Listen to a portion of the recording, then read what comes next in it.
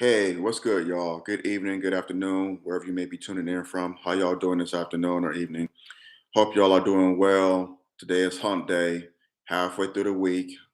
I'm doing well.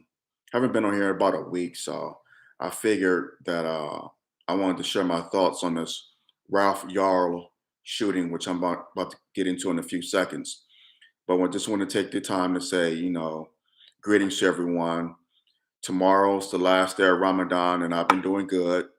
Your brother's been losing a little weight, eating watermelon, pineapple, drinking plenty of water, trying to stay away from fried foods. Even though a couple of days ago, well, yesterday, I ate some fried fish and some fried chicken, and kind of staying away from the sweets for the most part. No carbonated drinks, no junk food, potato chips, all that. No starches, maybe rice or potatoes, anything like that. Just pretty much just salads. So I stayed the course. Today is number 28. Tomorrow will be day number 29. So Ramadan ends tomorrow, Friday morning. So Friday morning.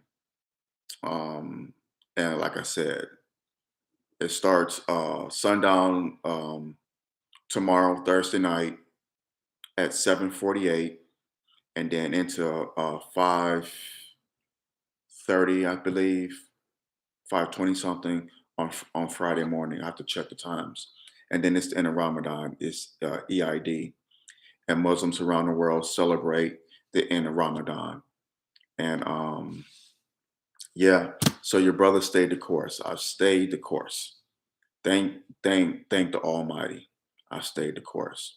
Hope you all are doing well. Getting to the topic for this video.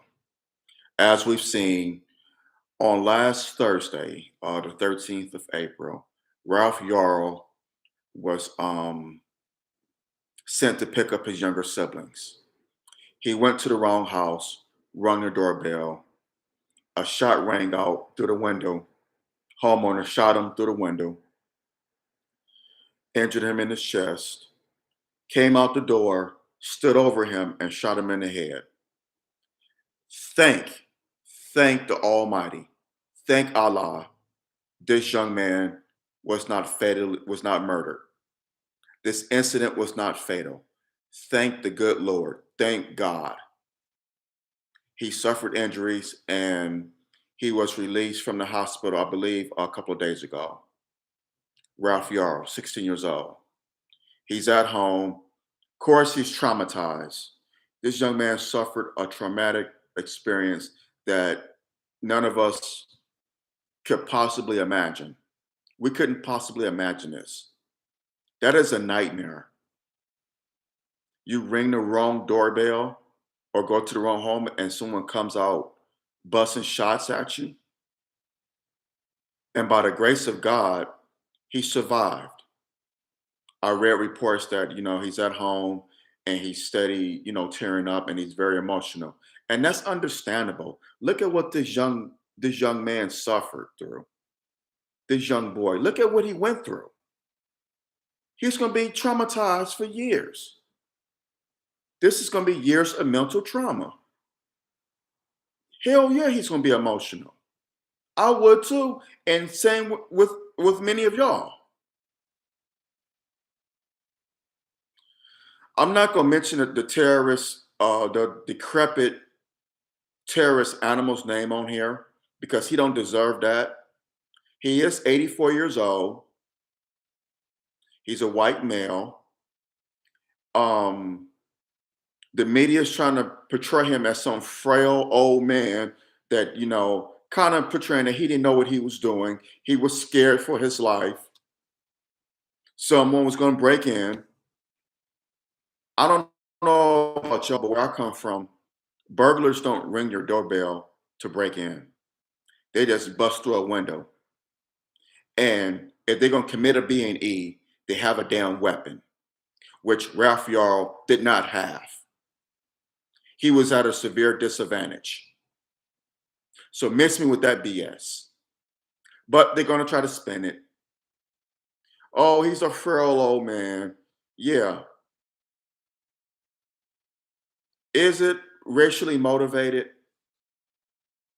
Uh, I don't know.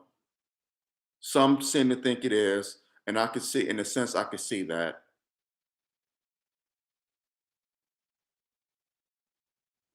I think it was where Ralph Yarl had shot a 16-year-old white boy like this. It's not the fact that he shot him once, but he stood over him and shot him in the head to make sure that he was dead. That is wicked and evil. That is so damn sinister. What this 84-year-old decrepit terrorist animal have done that to a white boy, a 16-year-old white boy, and by the grace of God, Ralph Yarl survived this. But God wanted him to survive because God wanted him to tell his story. God want to punish this decrepit terrorist animal. Right now, the decrepit terrorist animal is free on bond. He posted 10% of his $20,000 bond. He pled not guilty, and so he'll be back in court on June 1st. So he's not going to do a day in county jail right now. Right now, he's at home or wherever he may be at, just chilling. He's not in the county jail. He's not anywhere. He's not behind bars right now. He's just out and about. I don't know if he's at home, at a relative's house. He's somewhere, but he's not in jail. Of course, he had to surrender his passport and his concealed carry permit because he was licensed to carry.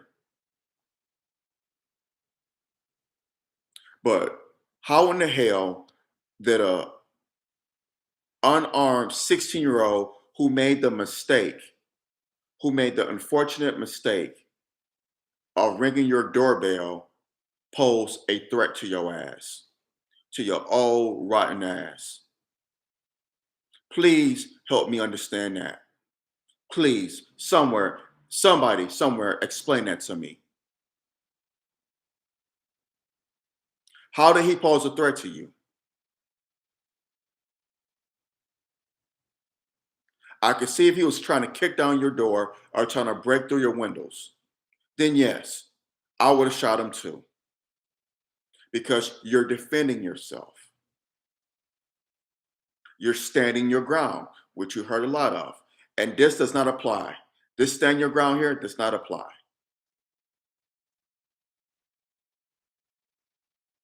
So again, I ask, how was he a threat to your old decrepit ass?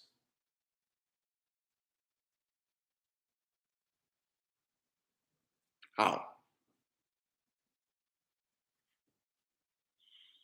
And does the old terrorist decrepit animal, does he have a history of racism, of being a racist piece of shit? He probably does. He probably does. 84 years old, that's a long time. And I'm sure in those 84 years, he's probably had certain feelings about Black people. I'm pretty sure he has. I'm pretty sure in those 84 years, I mean, North Kansas City, Missouri, Kansas, they're known for their racism. It's the Midwest. Racism just doesn't exist in the deep South. It's in the Midwest too. And I'm from the Midwest. And I've experienced a lot of racism living in Detroit, Michigan. Experienced a lot of racism in Detroit. A lot. First time I experienced it was the age of 6. 6 years old. Never forget it. Traumatic experience for me.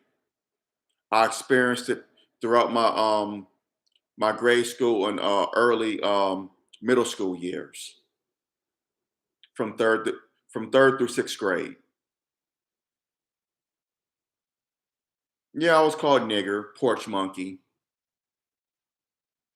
Teachers laughed at me because They didn't think it was serious. Oh, they told my parents, oh, kids will be kids. Kids will be kids. But these kids are learning this behavior from somewhere. Kids don't just automatically just say, call black kids nigger and porch monkey. They learn it from their parents. And I was attending a white Baptist school in Detroit.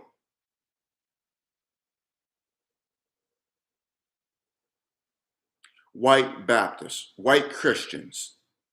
So don't tell me that white Christians don't feel a certain way about black people, because I went through it from the age of 9 to 13 years old.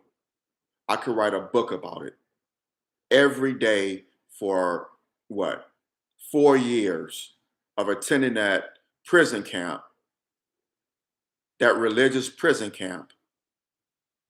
I had to fight at least twice to three times a week. I can't count how many times I got suspended. And back then, they used corporal punishment. This was in the 1980s. Not the teachers, but the principal, who was an older white man in his 40s. And he got a thrill out of beating a so-called nigger's ass for fighting. I could count on a few occasions where I was hit with so much great vigor and passion than my white classmate, even though he started the fight with me.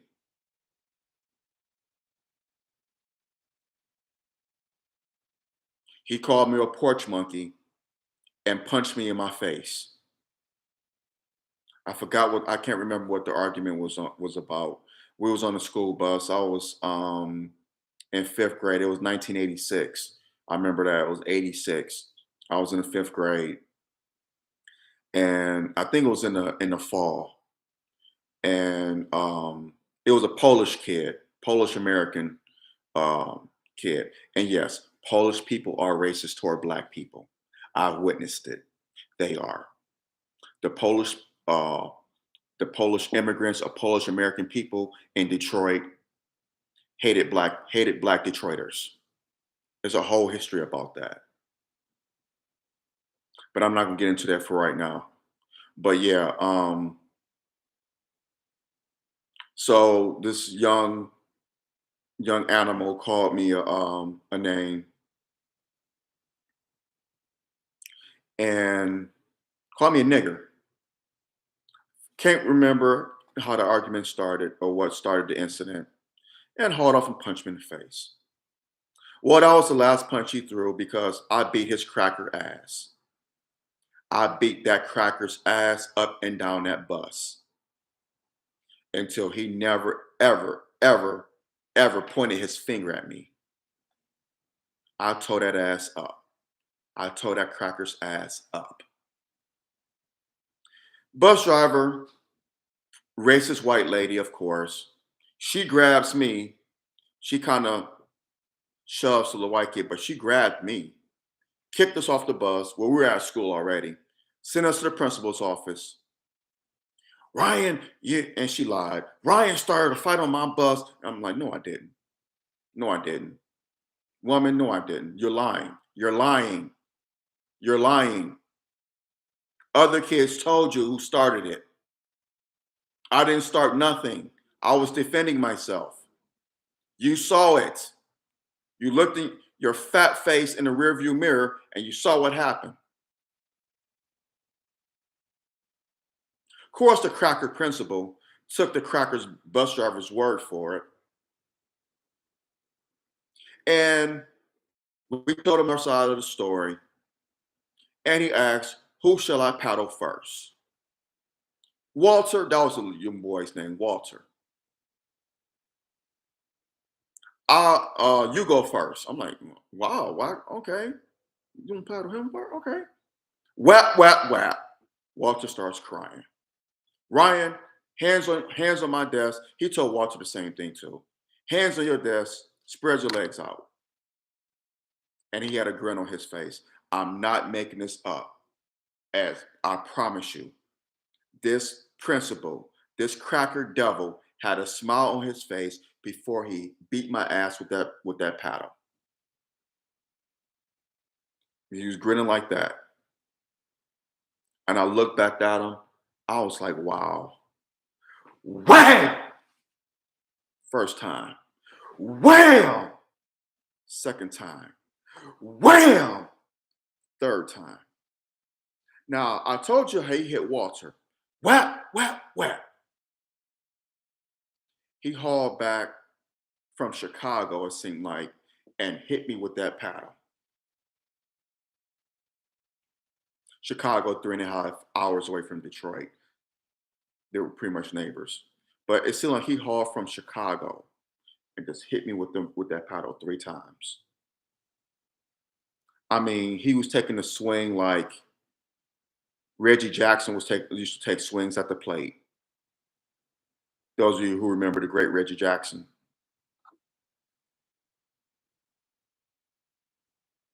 He hit me so hard that it lifted me up off the ground. My came up off the ground each time he hit me.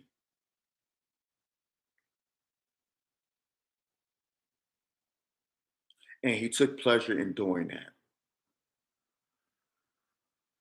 So don't tell me that people like that still don't exist, because they do, damn it. This was 1986, 37 years ago, and I'll never forget it. This is why I have a feeling toward white people. Don't hate it. I don't hate anyone. Don't hate anyone. Don't have time for it. That takes time off your life. I just watch my back around white people. And people call me racist. They call me a black supremacist. They call me a hater. Call me all sorts of names. Call me it. Please, by all means. But I know what I went through. I went through racism when I was 6 years old, and I went through it again when all throughout those years, I went to that religious prison camp for 4 years. I went through racism in the military, which I'm going to touch on too, but not on here, but on another platform. I'm going to do a series on that. I went through racism in the military. I went through racism in Florida. I went through racism out here in the Bay Area. So don't tell me that white people still don't hate black people. You may have those who are educated, a few.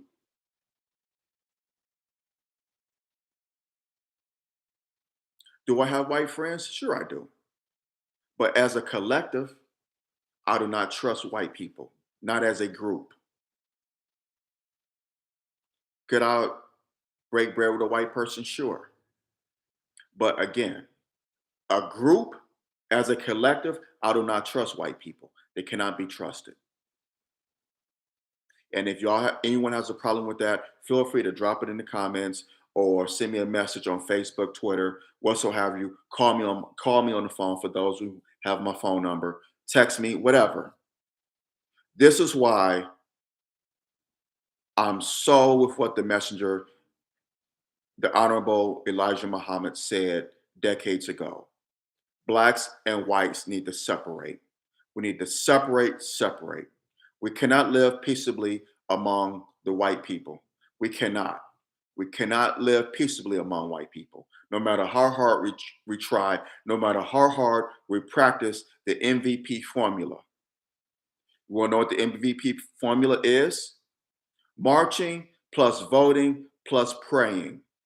I'm going to repeat that again. The MVP formula. Marching plus voting plus praying equals us still getting murdered, us receiving no justice. The MVP formula, we do it like it's clockwork. We're doing it now with this Ralph Yarl shooting. I saw on Sunday, I believe it was Sunday, I saw a group of protesters protest on this man's house, this decrepit cracker's house, the one that the 84-year-old that killed Ralph Yarl. Hundreds of protesters Black Lives Matter. Why are you telling this animal that Black Lives Matter when he doesn't give a damn about Black life? It's apparent. The cracker shot the boy in the chest and then stood over him and shot him in the head to make sure he was dead. You think he gives a damn about Black life? It's silly. And then this man was probably at home. You know he has a weapon. He could have shot all those people out there. He wouldn't have killed them all, but he would have killed enough.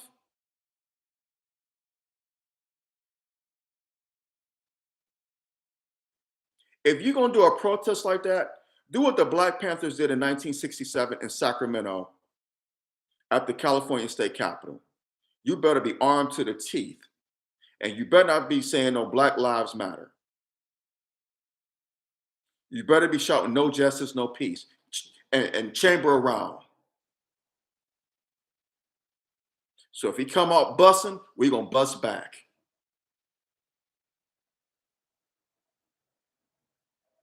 Oh, are they talking about gun control, by the way? Since Raphael's shooting, has anyone said anything about gun control? Have you heard anything about that?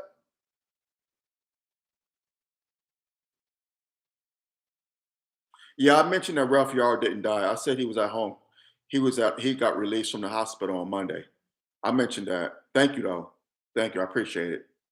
But I did mention that. I mentioned that he was home on Monday and that he was tearing up. He kept I read reports that he kept tearing up because he's just traumatized, and it's understandable. But the terrorist cracker did stand over him to make sure that he was dead. That's why he shot him in the head to make sure he finished the job. But by the grace of God, he didn't die.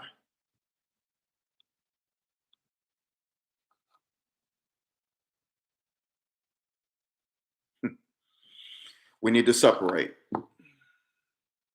We need to part ways because we cannot live peaceably with white people.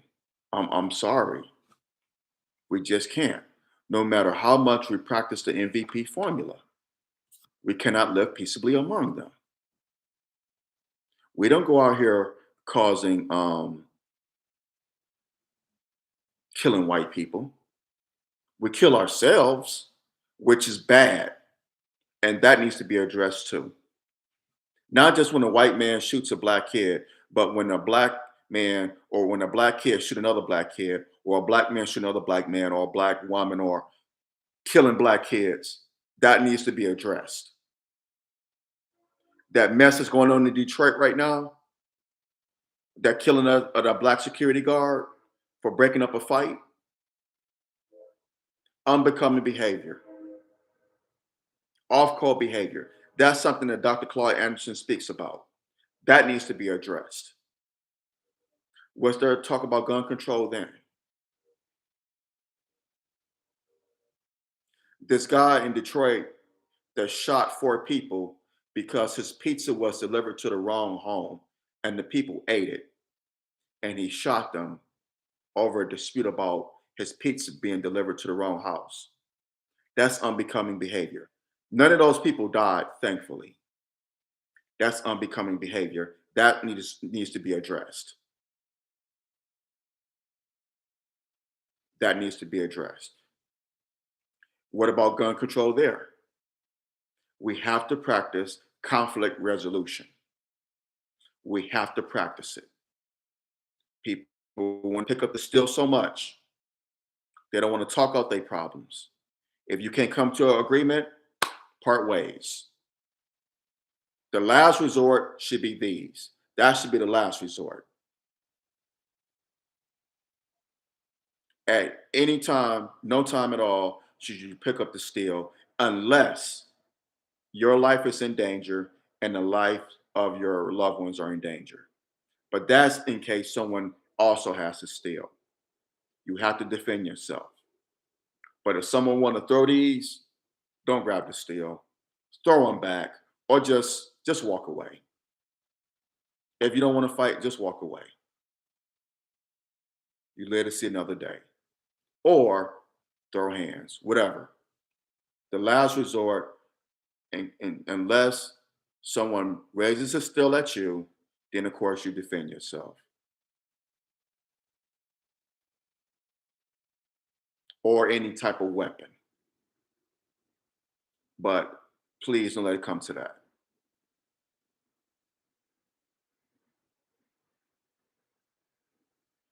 We have to address this in the Black community. We always want to march, vote, and pray when it's a terrorist cracker killing a Black child or a Black person. March, vote, and pray. March, vote, and pray. But what about when Black people are shooting at each other, are killing each other? Do that. Have that same energy in our community. Have it more so in our community than when white people do it. Of course, they're gonna do it. They've been doing it for centuries. They've been doing it for centuries. They're not gonna stop, regardless of what year it is. They were killing us in 1623. They're killing us in 2023. But we are killing each other now. We're killing each other more so now than they are killing us. We're doing the job of the Ku Klux Klan, of the neo Nazis. May as well join them. They hate Black people. They want to see us exterminated. You dumb niggas are exterminating us. Why not join the Klan? Why not join the neo Nazis? You're doing a job for them. We have to address this. We have to address these things. We have to have more vigor of fighting crime against others in our community, as opposed to when a white person commits a crime against us.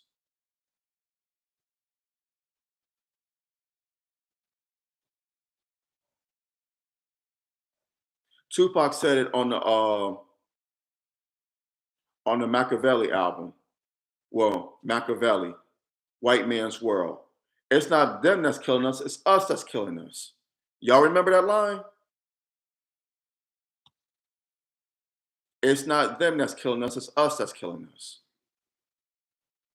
Use your brain. It was on the track White Man's World.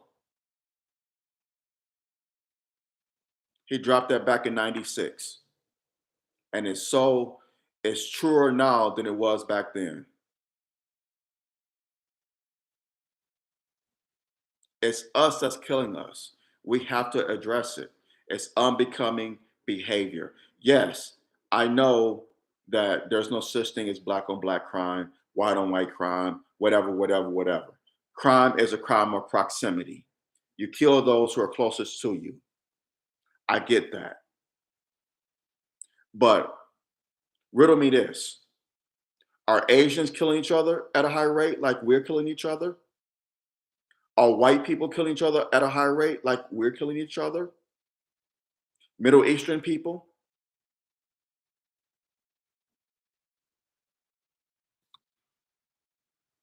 European Americans? Whatever the case? Jewish people? Are they killing each other at the rate that we're killing each other?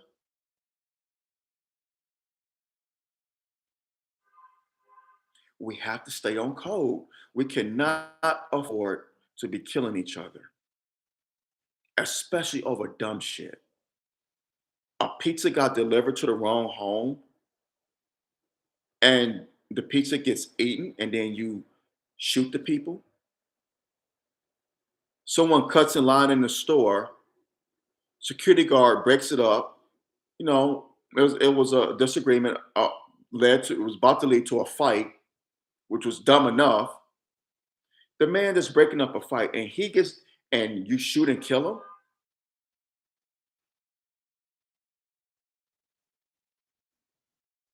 He's trying to keep the peace, and you shoot and kill this guy. Come on, Detroit. Come on, black community. Not just in Detroit, but in Chicago, in Philly, in Atlanta, out here in the Bay Area, Seattle, LA, wherever the case may be, wherever it happens, it needs to stop. It needs to stop.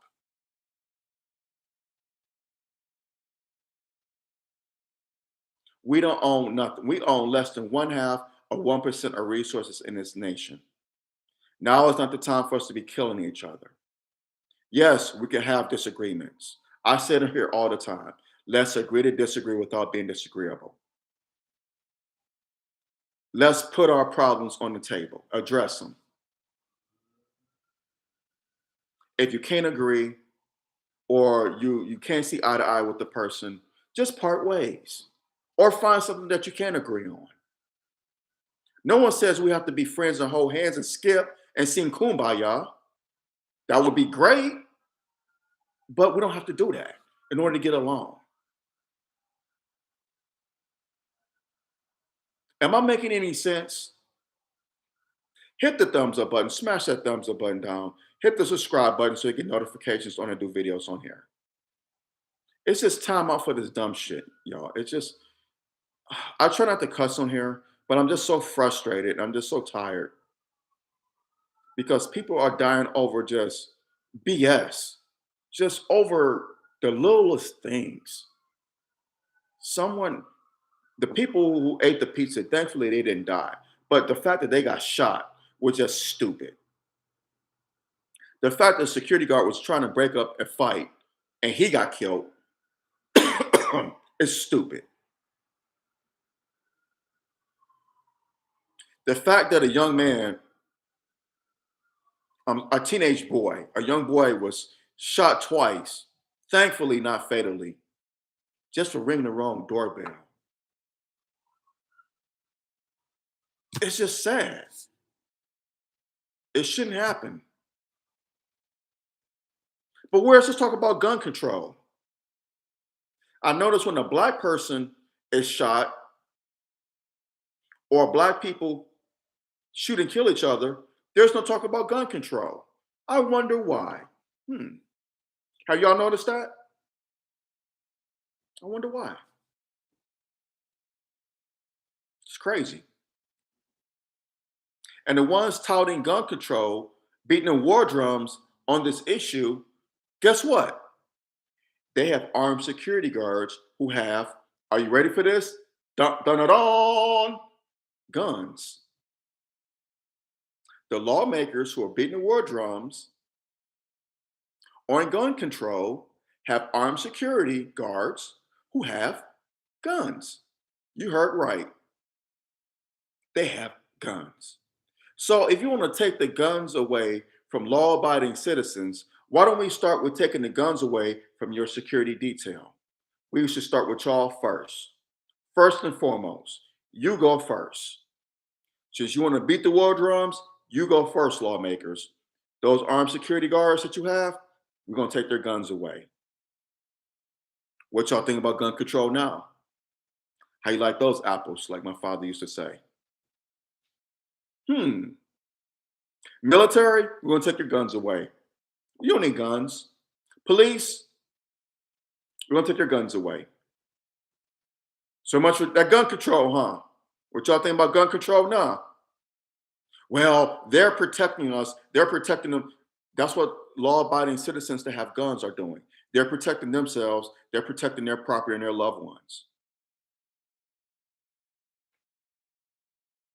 Rules for me, but not for thee. Hypocrisy at its best. Gotta love it. Good old America with three Ks. I'm just thankful that this young man is doing okay. Well, that he's still among us. It wasn't fatal. Mentally, he's probably screwed up, and that's understandable because that's a traumatic experience being shot. Someone standing over you and shooting you in the head to make sure you're dead. I'm sure he wasn't that decrepit, old, senile man that he's portraying and that the media is portraying when he shot him. I'm sure he wasn't doing that that night.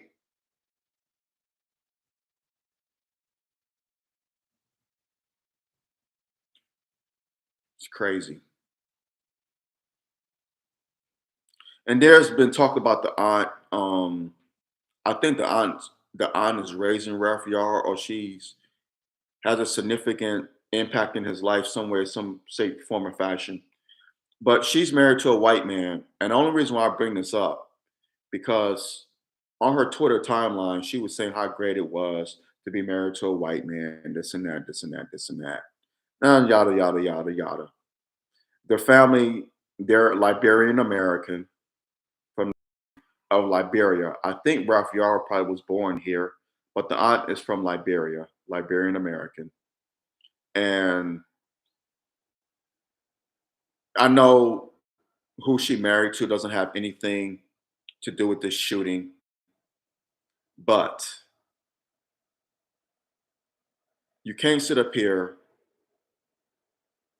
and if you're happy with your marriage, that's one thing. But sit up here telling how great the white man is, the white man's great this, because the white man damn near tried to kill your nephew. So, lady, pump your brakes.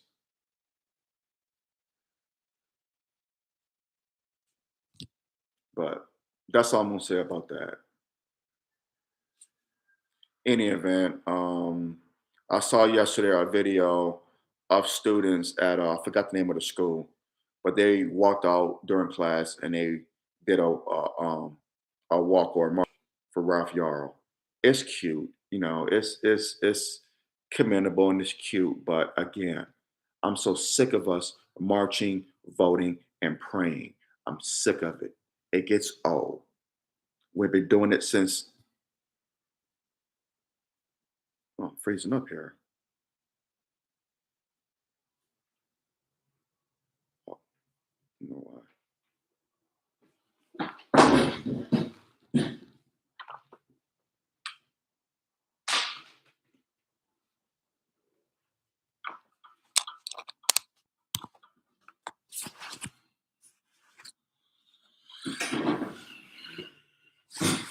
My apologies. I had to plug in my device. I was starting to freeze. I'm like, what the hell is going on here? But then I remember my battery was low. But what I leave off? Oh, so yeah, the students at school in Kansas City, they walked out high school. They walked out during class, marching and as far as protesting, the shooting of Ralph Yarl, which I said, which is it's cute and commendable, but I'm just so sick of marching. I'm sick of the MVP formula. Marching plus voting plus praying. It gets old. We've been doing this since the 1950s and it's gotten us nowhere. It hasn't gotten us anywhere. Anywhere. It's tiring, aggravating. It's getting us nowhere. And with next year being a political year, you can be damn sure that this is going to be a topic.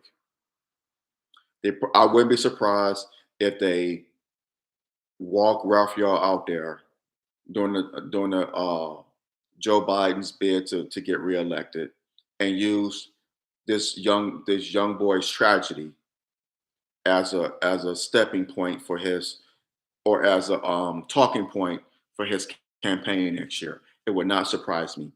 These people are wicked and evil. The Republicans do it too. The Republicans are wicked and evil. But the Democrats, the Republicans, it would not surprise me in the least bit.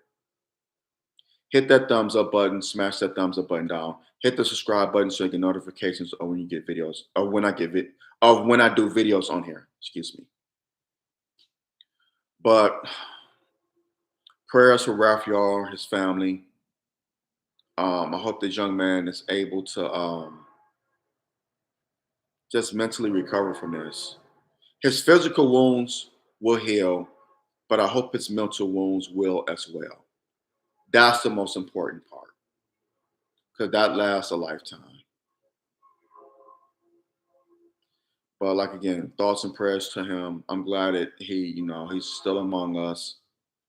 I hope justice is served. I hope this decrepit cave beast cracker serves, dies in prison. I hope he spends every waking moment in a cage with the most hardened criminals. I don't give a damn how old he is. They did the same thing with Carolyn Bryant, where she lied on Emmett Till and got him murdered. She needs to be in a prison too, with some hardened criminals. I don't care how old she is. I don't care. They didn't care about Bill Cosby.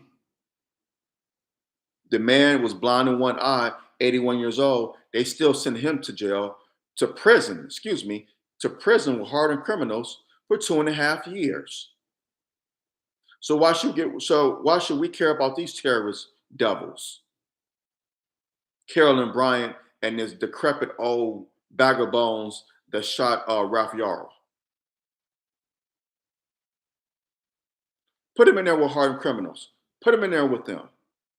Let them spend the rest of their days in there until they die in there, rot in there. What's fair is fair.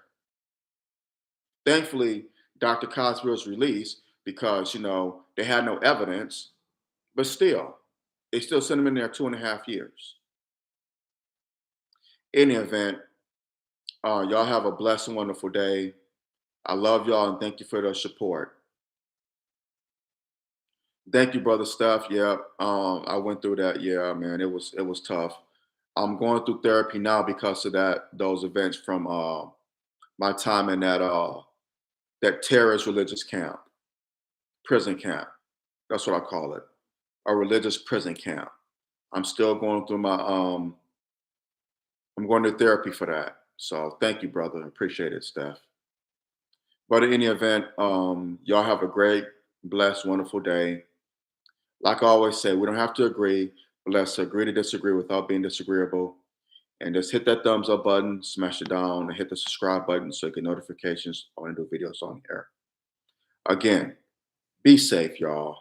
Be safe. As I always say, be aware and beware, or beware and be aware of your surroundings.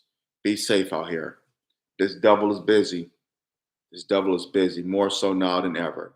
Each day goes by, the busier he gets, or it gets, I should say. As the days go by, the more busy the devil gets. And it's only going to get worse from here. Watch the weather. But in the event, y'all have a blessed, wonderful day. Take care of yourselves. Take care of each other. Thank you for your support. Support the videos on here and my podcast. I can't do this without y'all. Need your love and support, and a brother appreciate it. In the event, y'all take care. Love y'all. God bless. I'm out. Peace.